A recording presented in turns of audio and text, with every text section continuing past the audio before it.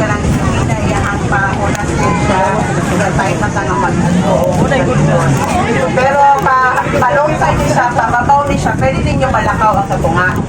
Masuot na tagsinela sa, careful lang ta.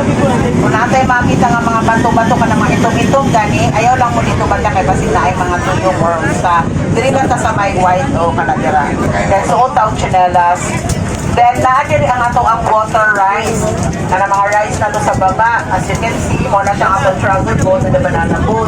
So, dali lang din na siya ma-stop over.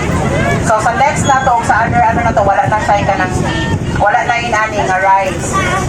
And then, unya, katong mga naa sa talikod nga mga boat, madulong po to siya diri. So, karon nakita na to, parang upat naman yata takang boat, pero unya diri, mapuno lagi din siya. So, kung pwede na kay additional reminders diri, ma'am, sir. Bawal ta mo gawa sa atong katik or mo ulit atong katik. Since naadri ang rice na to, pag mag-agi na siya, wave ang dagat, possible mag-hit ang duha ka katik.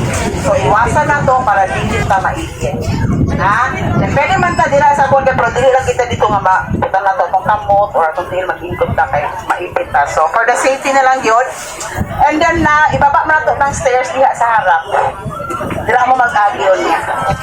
Saan ko na ma? Naked Island or Pasig, Inupong. This is our third attraction, third stopover.